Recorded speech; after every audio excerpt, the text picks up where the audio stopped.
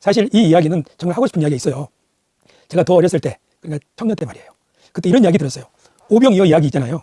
어떤 신부님이 TV에 나와서 그런 이야기를 했다고 누가 말을 하더라고요.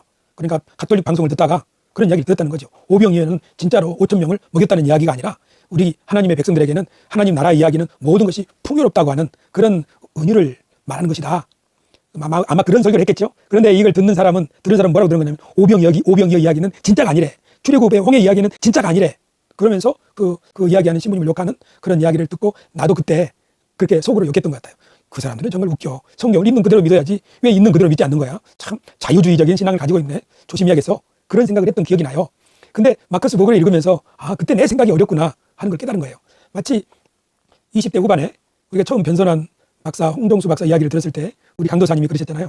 세상에 예수밖에 구원이 있대 라고 말한 신학자가 있다고. 그 변선한 박사라고 하는 사람이 세상에 그런 주장을 한다고. 그런 이야기를 20대 후반에 들었을 때 어떤 생각을 했어요?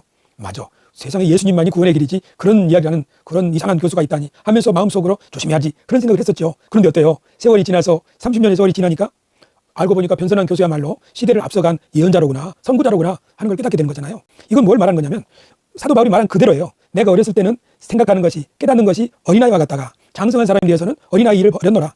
우리가 어렸을 때는 성경을 읽는 것도 사실로서 받아들이는 거예요. 사실이기 때문에 이것은 진리고 우리가 믿고 따라야 된다. 그러나 성숙하면 할수록 이것이 만약에 문자 그대로 사실이라면 모든 과학적인 발견들 있잖아요. 그거는 버려야 돼요. 창세기 이야기 말이에요. 수많은 진화론의 이야기들도 받아들일 수 없는 거예요.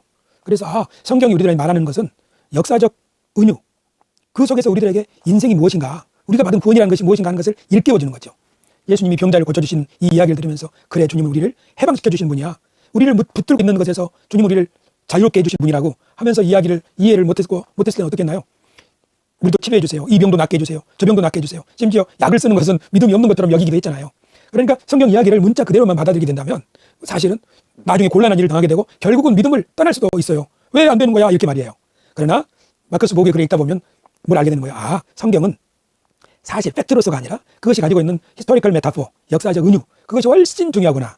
그것이 우리 인생에 훨씬 중요한 의미라는 것을 알게 되죠.